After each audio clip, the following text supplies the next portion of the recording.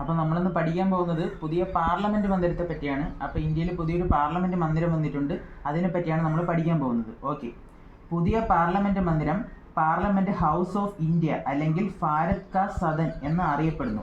അപ്പോൾ പുതിയ പാർലമെന്റ് മന്ദിരം അല്ലെങ്കിൽ പാർലമെന്റ് ഹൗസ് ഓഫ് ഇന്ത്യ അല്ലെങ്കിൽ ഭാരത് കാ സൻസദ് എന്ന് അറിയപ്പെടുന്നു. ഓക്കെ, ഇന്ത്യയുടെ പഴയ പാർലമെന്റ് ഇനി മുതൽ അറിയപ്പെടുന്ന പേരാണ് സംവിധാൻ ഭവൻ. അപ്പോൾ ഇന്ത്യയുടെ പഴയ പാർലമെന്റിനെ സംവിധാൻ ഭവൻ എന്നും ഇന്ത്യയുടെ പുതിയ ഇപ്പോഴത്തെ പാർലമെന്റിനെ ഭാരത് കാ സൻസദ് എന്നും അറിയപ്പെടുന്നു. ഓക്കെ, പുതിയ പാർലമെന്റ് മന്ദിരത്തിന്റെ നിർമ്മാണ പദ്ധതി അറിയപ്പെടുന്നത് സെൻട്രൽ വിസ്ക പ്രോജക്റ്റ്. പുതിയ പാർലമെന്റ് മന്ദിരത്തിന്റെ നിർമ്മാണ പദ്ധതി അറിയപ്പെടുന്നത് സെൻട്രൽ വിസ്ക പ്രോജക്റ്റ് എന്ന് അറിയപ്പെടുന്നു. ഇതിന് പുതിയ മന്ദിരത്തിന് തറക്കല്ലിട്ട ഡേറ്റ് പഠിക്കണം. 2020 ഡിസംബർ 10. പഠിക്കാൻ എളുപ്പമുണ്ട്. 2010 2020 ഡിസംബർ 10-നാണ് തറക്കല്ലിടുന്നത്. പുതിയ പാർലമെന്റ് മന്ദിരം നിർമ്മിക്കാൻ കരാർ ചുമതല ലഭിച്ചത് ആർക്കെന്ന് ചോദിച്ചാൽ ടാറ്റ പ്രോജക്റ്റ് ലിമിറ്റഡിനാണ്. നമ്മുടെ ടാറ്റ പ്രോജക്റ്റ് ലിമിറ്റഡിനാണ് പുതിയ പാർലമെന്റ് മന്ദിരം നിർമ്മിക്കാൻ കരാർ ചുമതല ലഭിച്ചത്. ഓക്കെ, അടുത്തത് ഇതിന്റെ ഡിസൈൻ ആണ്. ഡിസൈൻ HCP ഡിസൈൻസ് അഹമ്മദാബാദ് ഗുജറാത്താണ് നിർമ്മിക്കുന്നത്. ഈ പുതിയ പാർലമെന്റിന്റെ ഡിസൈൻ HCP ഡിസൈൻസ് അഹമ്മദാബാദ് ഗുജറാത്താണ് നിർമ്മിച്ചത്, ഇതിന്റെ പുതിയ ഡിസൈൻ. ഓക്കെ, ഇനി മെയിൻ ഇതിന്റെ ഉദ്ഘാടനം പണിയെല്ലാം പൂർത്തിയായി. ഇതിന്റെ ഉദ്ഘാടനം മുതലാണ് പറയാൻ പോകുന്നത്. ഇതിന്റെ ഉദ്ഘാടനം വന്നത് 2023 മെയ് 28 ഞായറാഴ്ച ദിവസമാണ്. 2023 മെയ് 28 ഞായറാഴ്ചയാണ് ഇതിന്റെ ഉദ്ഘാടനം പൂർത്തിയാക്കിയത്. ഓക്കെ, രൂപകൽപ്പന ചെയ്തത് ബിമൽ ഹസ്മുഖ് പട്ടേൽ. അപ്പൊ ഈ പുതിയ പാർലമെന്റ് മന്ദിരം രൂപകൽപ്പന ചെയ്തത് ബിമൽ ഹസ്മുഖ് പട്ടേലാണ്. ഓക്കെ, ഇതിന്റെ ആകൃതി നമുക്കറിയാം ത്രികോണാകൃതിയാണ്. ഇതിന്റെ ത്രികോണാകൃതിയാണ് പുതിയ മന്ദിരത്തിന് ത്രികോണ ആകൃതിയാണ്. ഇതിന്റെ വിസ്തീർണം പഠിക്കണം.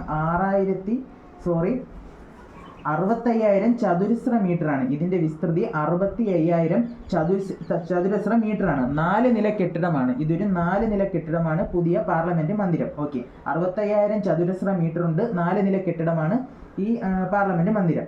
സംയുക്ത സമ്മേളനം നടക്കുന്ന സ്ഥലം എവിടെയാണെന്ന് ചോദിച്ചാൽ ലോക്സഭാ ചേംബറിലാണ്. സംയുക്തമായ സമ്മേളനം നടക്കുന്നത് ലോക്സഭാ ചേംബറിലാണ് നടക്കുന്നത്.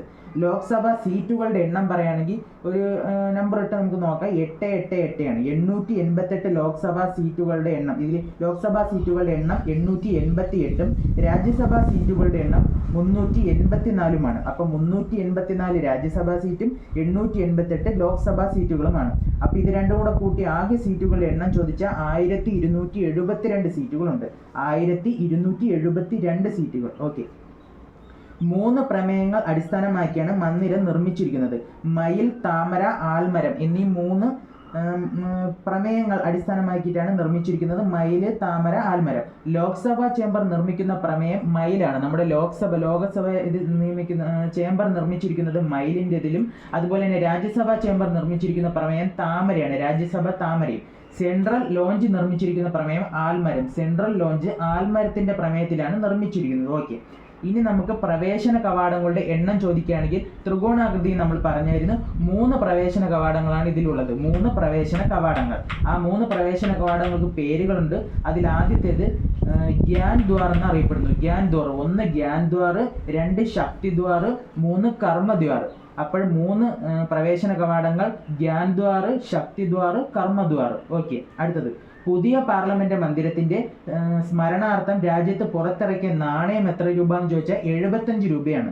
പുതിയ പാർലമെന്റ് മന്ദിരത്തിന്റെ സ്മരണാർത്ഥം രാജ്യത്ത് പുറത്തിറക്കിയ നാണയം 75 രൂപയാണ്. ഓക്കെ, പുതിയ പാർലമെന്റ് മന്ദിരത്തിലെ ശില്പ ഗ്യാലറി രൂപകൽപ്പന ചെയ്തത് പുതിയ പാർലമെന്റ് മന്ദിരത്തിന്റെ ശില്പ ഗ്യാലറി രൂപകൽപ്പന ചെയ്തത് ജയ ജെയ്റ്റ്ലിയാണ് കേട്ടോ. ജയ ജെയ്റ്റ്ലിയാണ് പുതിയ പാർലമെന്റ് മന്ദിരത്തിന്റെ ശില്പ ഗ്യാലറി രൂപകൽപ്പന ചെയ്തത്. ജയ ജെയ്റ്റ്ലിയാണ്. ഓക്കെ, മന്ദിരം പ്രധാനമന്ത്രി നരേന്ദ്രമോദി ഉദ്ഘാടനം ചെയ്തത് എന്നു ചോദിച്ചാൽ 2023 മെയ് 28. നമ്മൾ പറഞ്ഞായിരുന്നു ഒരു ഞായറാഴ്ചയാണെന്ന്. 2023 മെയ് 28-ന് നരേന്ദ്രമോദി ഉദ്ഘാടനം ചെയ്യുന്നു. ഓക്കെ, ആദ്യ സമ്മേളനം നടന്നത് എന്നു ചോദിക്കാം. 2023 സെപ്റ്റംബർ 19-നാണ് ആദ്യ സമ്മേളനം നടക്കുന്നത്. 2023 സെപ്റ്റംബർ 19. ഓക്കെ, ഇന്ത്യയുടെ പുതിയ പാർലമെന്റ് മെന്റിൽ അവതരിപ്പിച്ച ആദ്യത്തെ ബില്ല് ഏതെന്ന് ചോദിക്കാം. വനിതാ സംവരണ ബില്ലാണ്, അല്ലെങ്കിൽ നാരി ശക്തി വന്ദൻ അധിനിയം എന്നൊക്കെ അറിയപ്പെടുന്നു.